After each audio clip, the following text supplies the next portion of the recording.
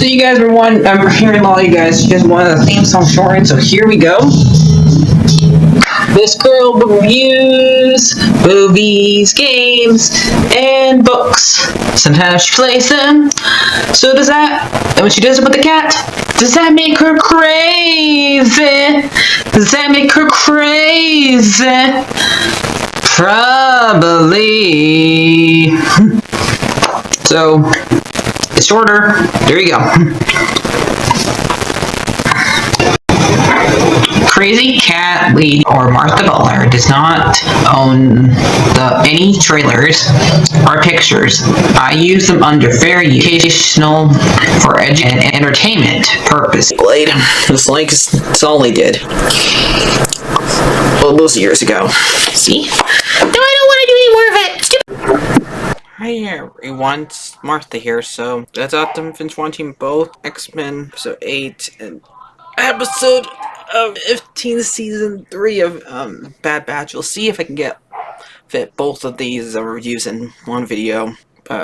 So let's first talk about X-Men. And in this episode, we have a lot of Sentinels in this episode. We find out what Bastion was doing in this episode. And this is technically a two-parter, so we get part 1, part 2 next week, hopefully. They don't skip a week like they did last time.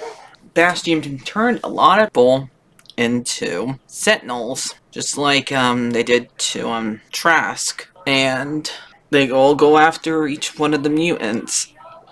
Like, the reporter lady goes after, stays in a room with Beast and goes after him.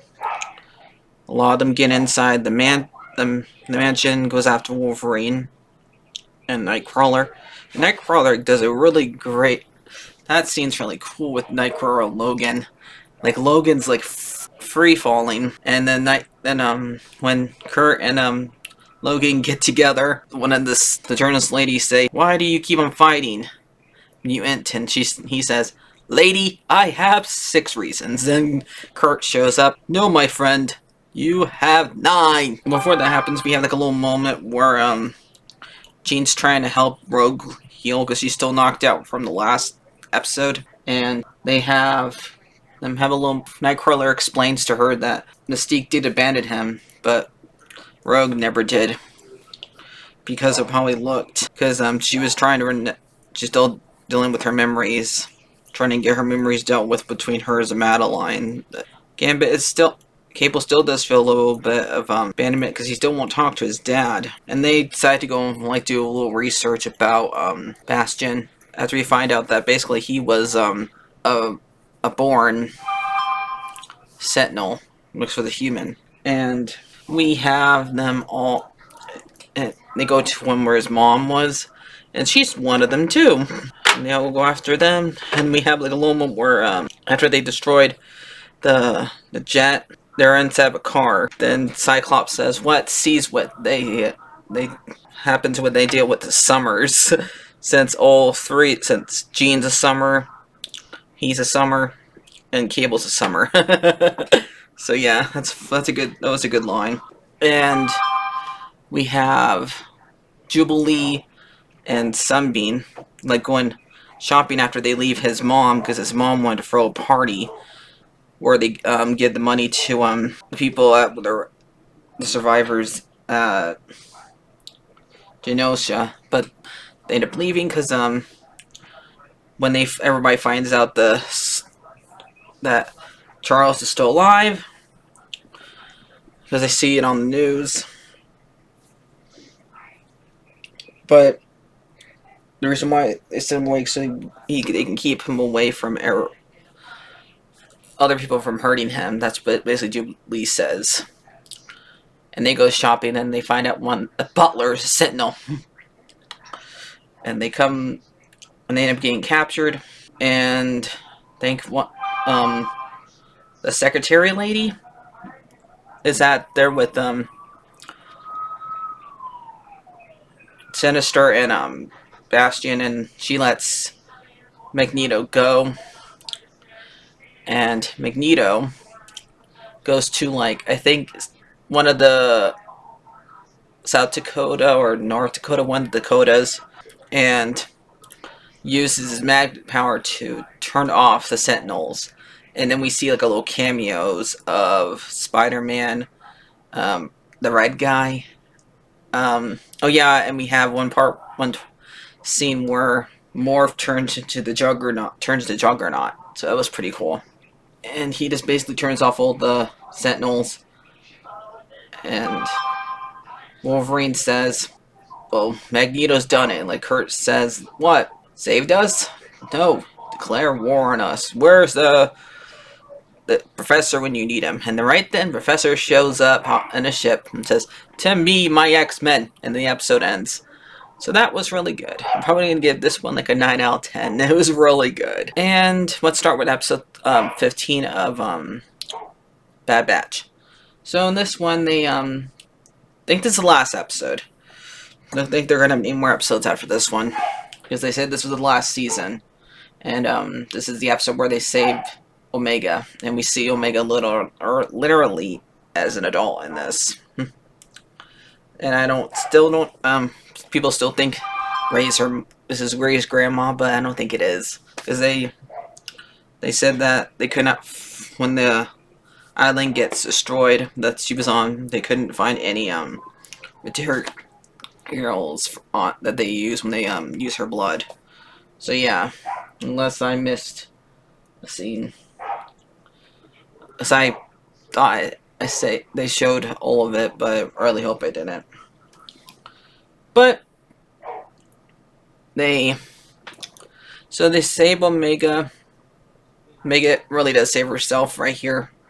Again, the kids out there and they reprogram the droid that took their blood and knock out the lady, one of the guards that were room with them, and they go for the walls and they unleash a kaiju. Well, Wrecker, Crosshair, and Hunter end up being attacked by evil clones, and Crosshair ends up losing his hand, his shooting hand of all things, and Echo and Embry, finally found her name, but I'll have to go look it up, team up together to get them out. They get the kids out, and Omega and him stay behind to go and free the rest of clones. Hemlock acts as the Camino, everything about Omega, but when he finds out everything about Omega, the last Camino, whatever, she ends up blowing herself, ends up having a bomb in there and blowing up and blowing up all the blood up. So yeah, and he died too, right when he learned everything that she has Jedi blood on her. So yeah, and they're trying to make when they capture Hunter, Wrecker, and Crosshair, they're trying to turn them into the evil clones, but they weren't in there long enough, and they're going to trap all of them while Ramrock. They have too many characters have block at the very end of their name. Cast Echo. It has Omega and Wrecker and Echo defeat the bad clones with a little help from one of the other clones, while Wrecker and Hunter, who got free, go after and save Omega from Hemlock by shooting cause he had them like in handcuffs together, but they shoot the handcuff when she lifts her hand high enough to where he can use his non-shooting hand to hit it. So he's got now what is the ambidextrine? That's what you call it. So yeah. So I did, and then they go and to another planet, and we see where they're all happy, and they all decide to go their own ways. Then we see Echo, I see Omega, and Hunter in the future, whereas when Omega's an adult and poor Hunter's old, and she ends up leaving to go and have her own life, and that's how the. I forgot to mention the kaiju that happens. Do you remember?